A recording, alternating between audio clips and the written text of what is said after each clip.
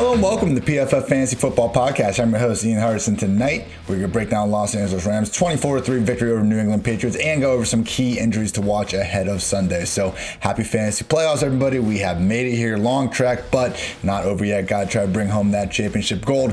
But first, we need to break down what just happened here on Thursday night. Rams were pretty dominant in this one. I mean, they went right down the field on the first drive of the game, and that pretty much set the tone for the rest of the game because it was just the Cam Akers show. Like, okay, they got some help. Cam threw a pick six on a screen that, at first glance looked like he just overthrew it, but second glance you saw Aaron Donald actually did a pretty good job holding him down. We're still going to go a bad pass there. Cam hardly earned the benefit out of the doubt with much tonight, but just noting that, Aaron Donald, the freaking amazing Aaron Donald, the best defensive player in the league, certainly had something to do with that. Patriots, they just couldn't really get anything going. They were able to move the ball down inside the 5-yard line, but Cam got stuffed on back-to-back QB keepers. They also had a chance at a short field after they were able to intercept Jared Goff on just an awful throw behind Robert Woods. It hit him in the hands, but just put it on him, bro. He's open. They had some opportunities in the first half to keep it close, but just couldn't do so, and then down multiple scores in the second half. It was 24-3 about 10 minutes in the third quarter. Things just never really turned around for him. So Cam Newton, was pretty much the scapegoat for the performance, and deservingly so. 9 for 16, 119 yards, no touchdowns, that aforementioned pick on the screen, and 4 sacks. Just pretty freaking far from the best performance we've seen from Cam Newton this year. Also 7 carries, just 16 rushing yards. So look, Cam, told you on the game-on-game breakdown episode of the podcast we have with Dwayne this week, and the advice was simple: do not play anybody on the Patriots. Just realize this was a worst-case scenario matchup. The Rams have been pretty much the league's best defense, behind maybe only the Steelers all season long, and particularly you look at just the past few months, it has been the Rams just in terms of raw EPA per play. So this was not an easy matchup. We knew this was not going to be an easy matchup. Certainly hope for more than 3 total points from the offense, but just realize Cam, he's someone that we rely on as a fantasy asset because of his rushing ability and his ability to score touchdowns. When you're facing Aaron Donald and a team that's going to be able to hold your offense just a complete check like that, this is going to be a little bit tougher to come by. So Jared Sidham did replace Cam with about 10 minutes to go in the fourth quarter. 5 for 7, 27 yards with 2 sacks himself. Did not look any better out there. So look, it was concerning seeing Cam try to move the ball through the air. He made exactly 3 good throws. He had a 25-yarder to Demir Bird, 31-yard to Jacoby Myers, and then a lofted one down the sideline to N'Keal Harry for 30 yards.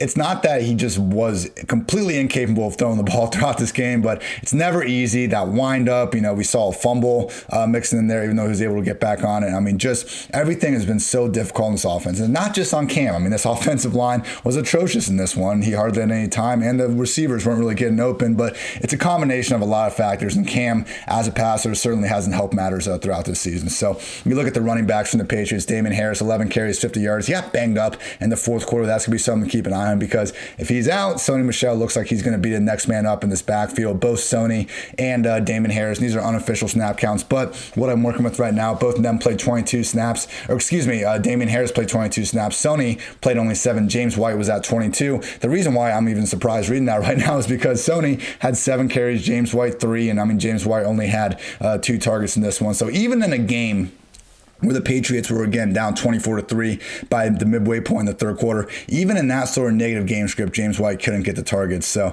hey, with this situation, with this 3 RB backfield, with this passing game that's pretty much broke, Cam is the only one we can even somewhat consider down the stretch. And even then, it's going to be asking a lot of people. I'm looking at their schedule right now. We got the Dolphins in week 15. That's going to be a no. That's a very good defense that knows exactly how to defend the Patriots, seeing how his Flores spent so much time there. And then looking at the Bills in week 16, that's an awfully low floor to be chancing around with Cam Newton or really any of these guys. So honestly, if you have a New England Patriot on your fantasy football roster, they really do not need to be there for the stretch run.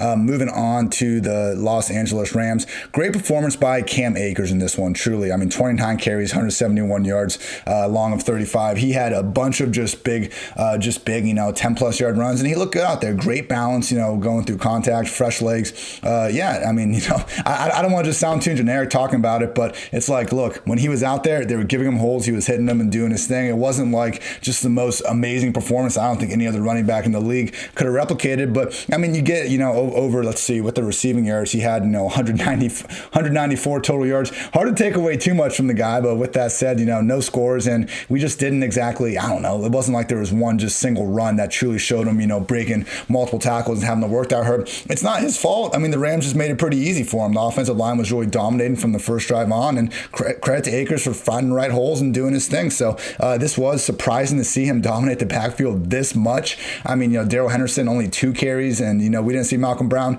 get a single carry. So the only concern with Akers coming in this one was that shoulder injury. And when we were talking on the Game by Game preview pod about how to treat him, the key was just to make sure that he was not listed on the final injury report, and he wasn't. So he was good to go with this. But to see him truly dominate this snaps and carries and even the pass game work to this extent, coming off of apparently some sort of shoulder injury. I'm sure they didn't just make it up. And again, it's it wasn't just early week rest. They literally didn't practice on Monday, and they decided to still mark him down as a DNP. So clearly, whatever, that's in the past. Akers is fine. He's going to be a freaking, with this, he's an RB1 moving forward. It's case closed. He freaking dominated the reps in this one to an extent that we haven't seen a Rams running back do the entire season. 43 snaps for Cam Akers, only 6 for Darrell Henderson, 6 for Malcolm Brown. Look, we cannot be taking victory laps on Cam Akers, everybody. And, I'm someone that in the summer was pretty high on him. To me, he seemed like the running back that had the best chance to break out of the muddle committee, because you looked at, Dobbins had Ingram, Jonathan Taylor had Marlon Mack, and a team that was, just Frank Reich. We've only seen them do committees. We didn't really know who James Robinson was at that point. Clyde Edwards-Helaire, okay, he was looking pretty darn good. But Cam Akers was kind of that second-tier back that we thought might have the best chance at coming up and owning the committee. And he did not do so. It took freaking 14 weeks. If you drafted Cam Akers as his 5th or 6th round running back, things aren't going good for you. So I'm happy he did good, but just be careful about, freaking out about calling this a victory lap, because, I don't think anyone was out there saying, hey, everyone, this is why you should draft Cam Akers. He's not going to do freaking anything the first 13 weeks of the year, but just you wait until week 14. That's when he's going to turn into a league winner. So, I get it. It's fun to see your guys that you've been touting doing good. Believe me, if Chris Herndon ever scores a touchdown one of these days, I'll be the first one you're going to hear about it from. But, it's all in good fun to some extent. I just, take it easy, everybody. Cam Akers, great game. I'm happy he's got this. I'm happy he's going to have a good playoff stretch down the run. But, again, if you were one of these people that were just really freaking out about Akers the whole time and drafting him to all your teams, I highly doubt all those teams are doing super well right now. With this passing game, Jared Goff was awful. Win is a win is a win. Credit to him. But 137 yards and 25 attempts. As bad as Cam Newton was, he averaged 7.4 yards per attempt. Goff averaged 5.5. Like I said, Cam had exactly 3 good throws in this one. I would give Goff, I think, 2. He hit Cooper Kupp on a nice touchdown from about 4 yards out, where he had to put it in a perfect spot, and he did just that. And then also he hit Robert Woods in the chest on a deep out. That would have been a 20-yard gain, but he dropped that.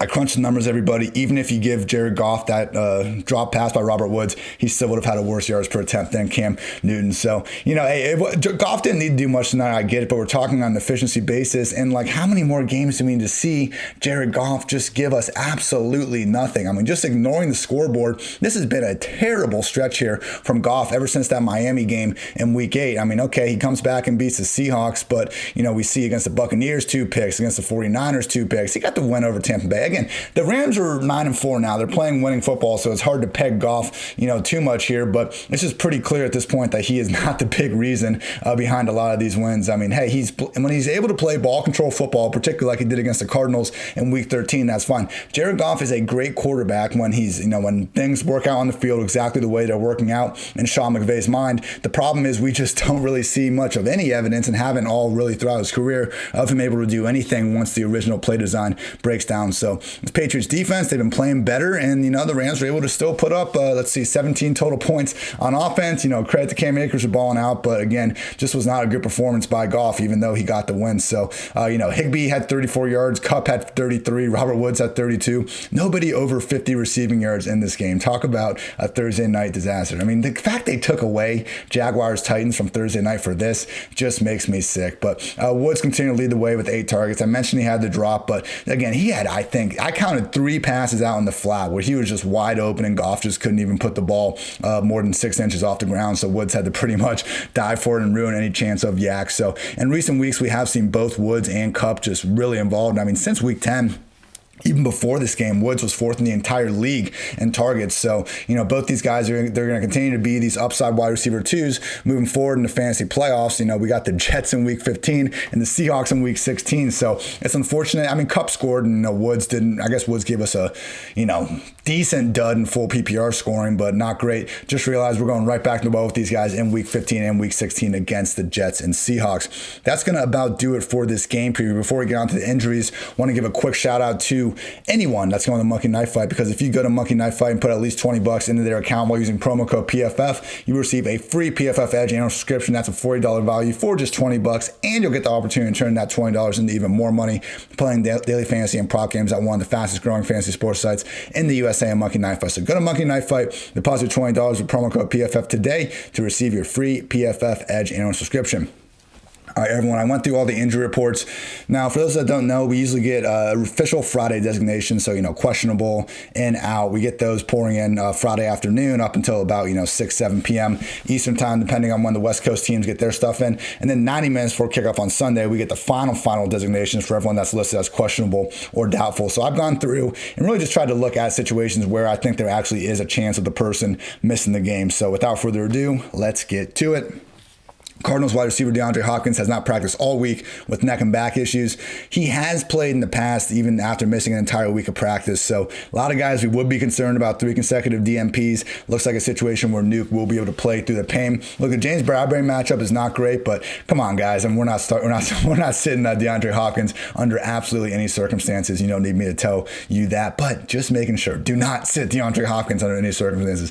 Kenyon Drake was limited on Thursday after being full on Wednesday with a hip injury. It's a little bit concerning. Keep an eye on Drake's Friday status, because as long as he's okay, he is a mid-tier RB2 at worst, maybe even a borderline RB1 if active, guys. Look, I am starting him ahead of guys like Miles Sanders, Ronald Jones, Devontae Booker, Wayne Gallman. Drake had 4 rushing touchdowns in weeks 1 through 10. He has 4 over the past 3 weeks. He had 12 targets in 11 targets in weeks 1 through 10. He has 12 targets over the past 3 weeks. This is not an arbitrary split. This is the last 3 weeks after Kyler had the shoulder injury. He stopped running. When your quarterback doesn't run that much, that helps you get goal line carries and targets for your running back. That's what we're seeing with Kenyon Drake right now, and that's why we've seen a boom in his fantasy value. I know it's been tough sledding for Drake this year, guys. Still a PPR RB14 on the season. Now is not the time to give up on him, as long as that hip injury is not a big issue.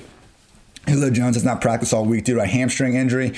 I think he's going to gut it out. I don't think there was like a new re-aggravation or anything. Again, he was dealing with this last week. He played through it because Julio is a freaking grown-ass man. Credit to him for being such a baller and always playing through the pain. Just realize if by some chance he does miss this game, we are going to see a worse version of Matt Ryan in his potential smash spot against the Chargers. So we heard from the coaches that the plan last week for Todd Gurley, who's been limited with this knee injury, was third down, red zone only. Interim coach Raheem Morris did come out and say he expects Gurley to have a bigger role. Guys, this is a desperate play, though. I cannot even think of a more like touchdown dependent option than Todd Gurley this week. Hey, Ito Smith, he's been limited with the neck injury. I guess if Ito is out too and we have only Gurley and Brian Hill, at that point, maybe we're putting Gurley in the top 30 backs, but really, please try to find someone else to play ahead of Todd Gurley this week. I'm going to be answering the other guy in pretty much any start-sit question involving Gurley. I will say, though, this Falcons offense, do not sleep on this passing game. The Chargers, since week 4, have allowed 38, 30, 29, 31, 31, 29, 28, 27, most recently 45 points to the New England Patriots. How did the Chargers lose 45-0 to that Patriots team? Nobody may ever know.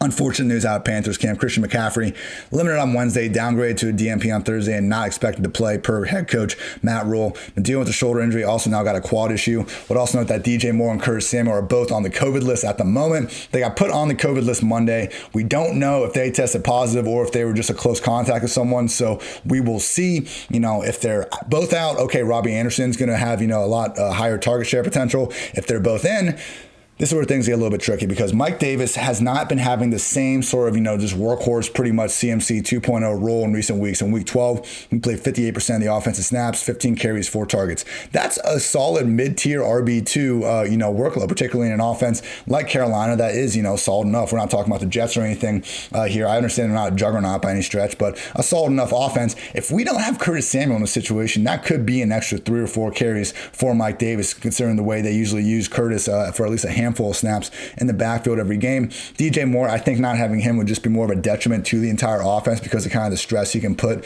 on defenses down the field. But again, that is more potential opportunity for the likes of Davis and Robbie Anderson. So look, Mike Davis is good. I mean, prior to week 13, he joined Dalvin Cook and Derrick Henry as the only guys with at least 50 forced missed tackles on the season. Dude can freaking juke pretty much any defender out of their shoes. We're just chasing the opportunity, and he has it. Like he's a legit RB2 this week. Just realize we're really feeling good if Curtis Samuel stays on the COVID list.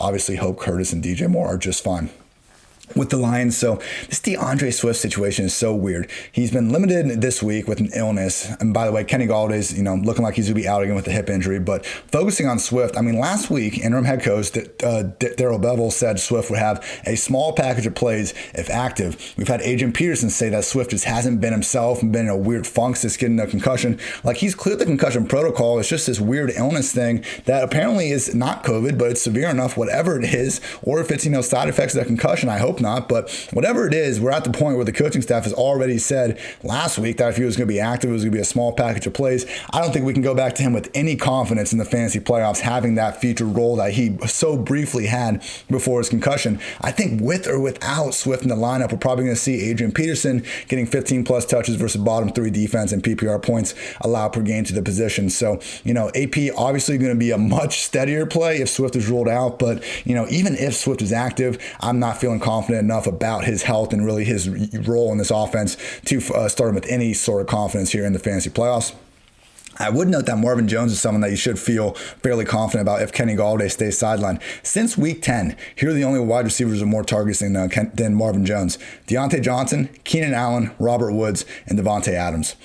I mean, he is getting fed in Detroit, and that his stat lines over the past few weeks could even be bigger if he didn't have a 50-yard touchdown nullified on a pretty shoddy illegal formation penalty. I've heard complaints about referencing the touchdowns that get wiped out by a penalty, but ticky-tack illegal formation penalty, okay, I think we can all agree that that's something that shouldn't necessarily be held against the guy when looking back at their past matchups. I get it when it's a hold and the touchdown never would have happened regardless, but this wasn't one of those situations. For those concerned about the potential for Jair Alexander to shadow Marvin Jones, Jair hasn't shadowed since week 7. It's been kind of an up and down thing during his time with Green Bay. When they use him, they kind of go on stretches with it. Lately, they haven't. That doesn't mean they can't, turn around and do it, but I am not really concerned about the matchup. I think Marvin Jones, with that volume, is, he's a guy that can kind of win contested catch situations anyway. Obviously, we don't want Jair on him if we can avoid it, but either way, Marvin Jones is going to be a top 30 option at the position this week.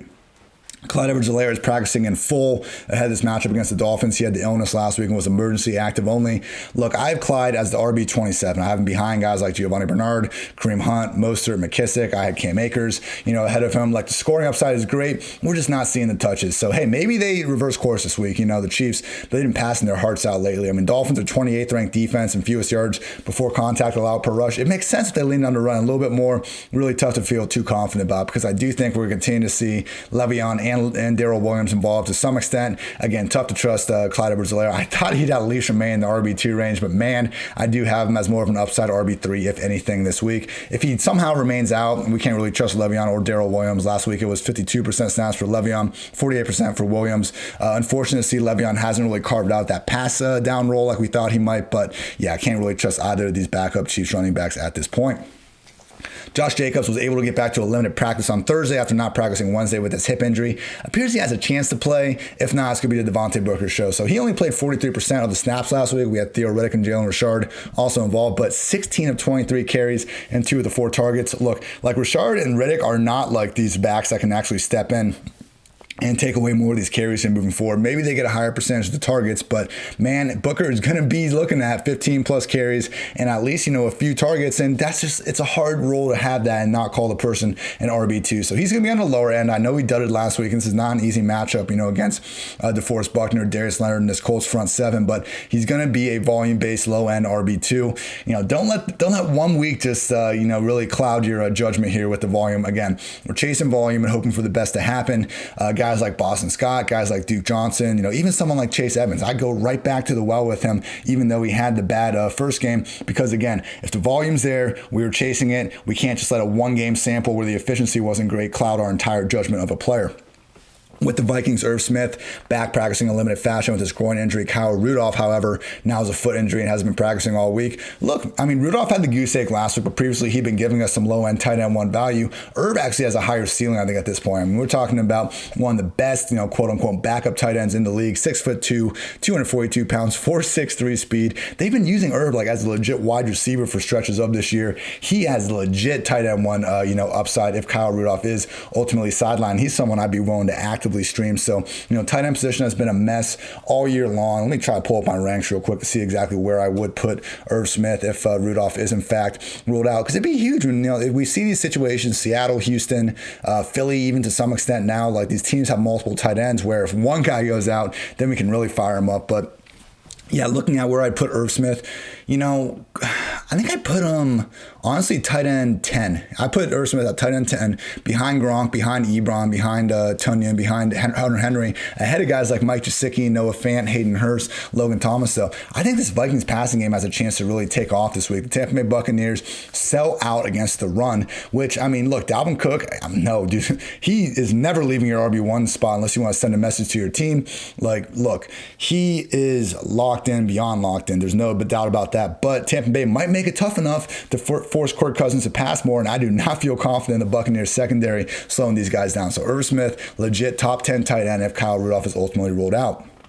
Daniel Jones has been limited in practice with his hamstring injury and is on track to play against the Cardinals. So I do not think Daniel Jones is a realistic option this week. He is so dependent on his rushing. And I'm not convinced that 2 weeks off a hamstring injury, he's going to be anything like the guy we saw. We could see a super run first game plan similar to what Colt McCoy was doing last week against the Seahawks. Like, just realize, going into week 13, so I'm not penalizing him for the game he missed last week. Going into last week, Jones was 24th in fantasy points per game from just passing. Guys like Joe Burrow, Baker Mayfield, Carson Wentz, Lamar Jackson, even Gardner Minshew, all these guys have more fantasy points per game from passing than Daniel Jones this year. Like, truly brutal through the air. He's been throwing a nice deep ball, but it's just, it's an issue with volume. It's an issue with the Giants' offensive line. Only the Jets and the Giants have allowed a pressure rate of over 40% this year. So, Jones, PFF has, half jokingly, half seriously called him the best quarterback in the NFC East this year. Obviously in the post-Dak era, I'm not trying to start any fights out here. But, if you just look at it, though, I think so much of his fantasy value is tied to his legs and if we have any sort of threat of him not being that same guy as a rusher, which, hey, he's coming off a hamstring injury, I do not think we can play him in this spot. Quick shout out to our sponsor, kind of. Subscribe to PFF's Elite annual subscription using promo code ACTION to receive a year of Elite subscription access and 1 year, 365 days of Action Pro subscription access for just $199.99. This is a limited time offer that's currently only made available now through the Super Bowl, which is on February 7, 2020. This offer also only applies to first-time Elite annual subscribers. So that's PFF's Elite annual subscription, promo code ACTION. You get a year of Elite subscription access and 1 year of Action Pro subscription for just $199.99.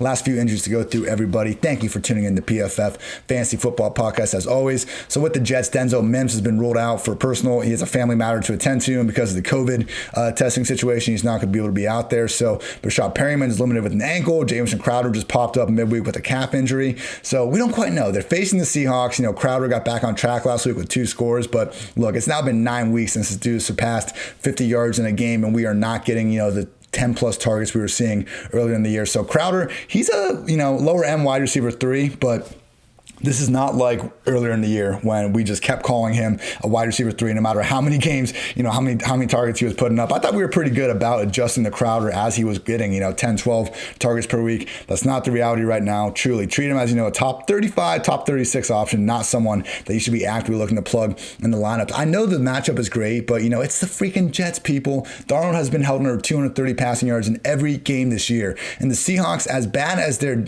secondary was, and look, I understand Jamal Adams is, nowhere near the type of coverage safety he needs to be, but he's got 7.5 sacks this year. They've actually kind of turned things around on defense, at least in easy matchups against the pass. I mean, the Eagles only threw for 180 yards against the Seahawks. The Giants only threw for 100. I mean, look, the Jets have the 32nd ranked scoring offense. Do not play anybody involved if you do not have to. Next matchup here, or that's next player. Chase Claypool did not practice on Thursday with an illness. I think he'll be fine. It's not supposed to be COVID related, but I would just know with Claypool, I've already gotten some start sit questions with him. It's going to have to be a sit from me in most situations, guys. He played 44% snaps last week. James Washington was at 54%. We know Deontay Johnson is going to be there. Look, he leads the league in drops. Doesn't matter. He's caught at least 6 passes in every non-injury shortened game this year. And, the Bills, they've been far stronger. And again, I don't think it helps Juju Smith-Schuster necessarily. All right, let me regroup here. Claypool, not looking good. He's playing behind James Washington. Deontay Johnson, target hog. He's looking good. Last guy I wanted to touch on, Juju Smith-Schuster. I don't think this is a great spot for him either. Deontay's really the one Steelers wide receiver I want to start with confidence this week because the Bills, they've actually only allowed the 11th most yards per attempt against the slot, 27th yards per attempt on the outside. So got a lot of Steelers wide receivers. Getting my mind in a pretzel there briefly. Apologies. I know there's a volume to go around, but James Conner coming back, Bills defense that we've seen, play the Chiefs, just dare teams to run. At some point, I do think this could be a week that we see Roethlisberger and company take their foot off the gas in the passing game just a little bit because they might not have to.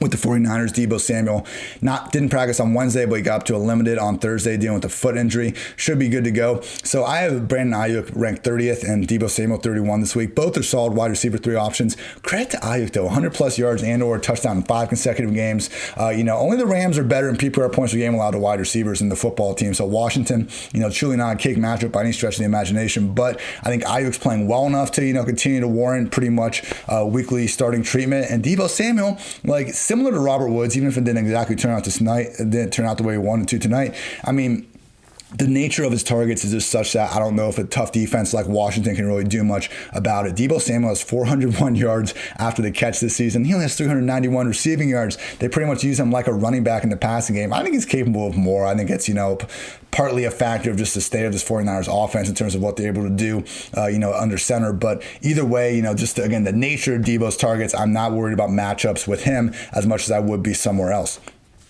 With the Buccaneers, Mike Evans was limited on Wednesday. Did not practice on Thursday with his hamstring injury. This is coming off the bye, so it's particularly concerning. Look, in 4 games since they added AB, Evans has been in number 1 with 34 targets. It's been close, though. Chris Godwin's at 30, AB 29, Gronk 22, Fournette 16, Braid 13, Rojo 9, a couple other guys underneath that. So if Evans is sidelined, we're obviously going to see boosts from AB and Godwin, and also Gronk, because you look at Evans, anytime they get down outside the 10-yard line, Brady's obviously looking his direction first. So I really think Gronk could actually maybe get the biggest boost because Tyler Johnson, Scotty Miller, these are guys that Brady has been fine thrown to throughout the year. I don't think either one of them are necessarily going to jump into a full-time role. I think we see some sort of a rotation. Even some more 2 tight end stuff because Evans has been spending a bunch of his time in the slot in recent weeks. So, normally I think we'd feel good about firing up Scotty Miller, but I don't know. All these guys play really all around the formation. I don't think it's going to be a situation where we see a 1-for-1 substitution. Obviously, nobody else on this roster can really replicate what Evans can do, with his size and ability in the red zone. So don't really expect one guy to be pigeonholed in that role. It's hard enough to project what backup running backs are going to do when they're thrust into a starting role. A million times harder with the wide receivers. I would not mess around with these complementary options other than, as just dart throws in DFS land. Because this could be a high-scoring game from both sides. I think it will be. But again, just not enough confidence in Miller and Johnson. AB and Godwin would both be top 20 options at the position, though, if Evans is ultimately sidelined. A.J. Brown not practicing all week with an ankle and hip injury, but Jonnu Smith should be good to go after practicing in full on Wednesday and Thursday after missing last week with the ankle injury. So, look, A.J. B's been playing banged up all year long. He missed some games earlier with the knee. Now he's had ankle and hip issues over the past few weeks. Still the wide receiver 12 on the season in PPR points per game. Someone asked me, what is the AJB wide receiver 1 whole nickname thing? Guys, if you're a wide receiver 1, 12-team league, that's, one of the base ones. You need to be a top 12 wide receiver. AJ Brown is a top 12 wide receiver in PPR points per game, thus AJB wide receiver 1 season. Fingers crossed we don't see a, back step against the Jaguars. I do not want to have to type out AJB wide receiver 2 season. That does not roll off the tongue nearly as well, but I am not expecting that drop off here. Jaguars are the single worst defense in the league in yards per attempt, 30th in pressure rate. Fire up AJB and Mr. Corey Davis as high-end fantasy assets. Credit to Corey Davis, guys. Only Devontae Adams and Justin Jefferson have more yards per route run this year. We got Adam Humphries out with a concussion for at least the next 2 or 3 weeks. Start both Corey Davis and A.J. Brown with confidence in the fantasy football playoffs and beyond if you're into some playoff DFS action. I don't think Jonnu Smith is someone we can actually fire up with too much confidence this week. So that's the problem. He's had 40 or fewer yards every single game since week 5. And you look at last week, I mean, Jeff Swaim, Mecole Pruitt, Anthony Ferkser, all these guys played between 40 and 55% snaps. I'm assuming Jonnu goes back into the league guy again. But either way, I mean, just watch one Titans game and anytime they throw it to a tight end, you are not going to know which one it's going to be if you had to guess. So tough look for, Jonnu. He's one of the more athletic freaks at the position in the entire league. We've just seen much more of his passing game go through AJB and Corey Davis in 2020. Last one, Antonio Gibson has not practiced all week with a toe injury and not expecting to play. Do not play Peyton Barbour, people. Maybe I get burned on some just random goal line touchdowns, but, this 49ers defense, okay, we've seen, the Bills and we've seen some better offenses really take it to them, but still, anyone's idea of a well-coached team, do you really just want to bet on the Washington football team who, hey, great win against the Steelers, but this is not an offensive juggernaut. This is not a team we should be targeting an early down back hoping for scoring potential. All right. 68 running backs have at least 50 carries this year. Peyton Barbour ranks 68th in yards per carry, yards after contact per rush, and missed tackles forced per carry. He's been awful. He's been objectively awful at playing running back this year. I do not want to play objectively awful running backs and anything resembling a kind of a tough matchup, and that's what the Washington football team has on their hands this week. With that said, J.D. McKissick barely plays running back. He's more or less a slot receiver in terms of just his overall target usage, and the Washington football team have thrown him more targets in the slot or out wide than any other running back in the league this season. So McKissick, he's someone, I talked about Deebo Samuel having the type of workload that can just make him more immune to tough matchups. J.D. McKissick is the exact same way. So high floor and underrated ceiling. I mean, there was a spot last week, I think when Barbour did score a touchdown, they gave McKissick the carry at the 3-yard line before they got inside the 1. So I don't even think the football team necessarily doesn't trust McKissick to run between the tackles. After all, it was 2 weeks ago that Ron Rivera compared J.D. McKissick to Christian freaking McCaffrey. So I do think that if we see Barbour continue to really not get anything going, hell, they might just ride with McKissick the rest of the way. So he was already at a 70% plus snap rate last week. J.D. McKissick needs to be in fantasy football lineups this week in any sort of format that rewards a full point per reception. That's going to do it, everybody. Thank you for listening to PFF Fantasy Football Podcast. As always, brand new shows every Monday, Tuesday, Wednesday, Thursday, Friday. Best of luck in the fantasy football playoffs, everybody. Go get it. Feel free to shoot me some start-sit questions. I try to get to as many as possible, and usually Sunday morning I'll do a quick 30 minutes and just shoot off as many answers as possible. So rooting for all you. Thank you for listening, and until next time, take care, everybody. Thanks for watching the PFF YouTube channel. And if you want to subscribe, all you have to do is push the button. Don't forget everything you get. A little fantasy, push the button. A little green line for the gambling aspects of the game, push the button. College football, push the button. The YouTube channel from PFF.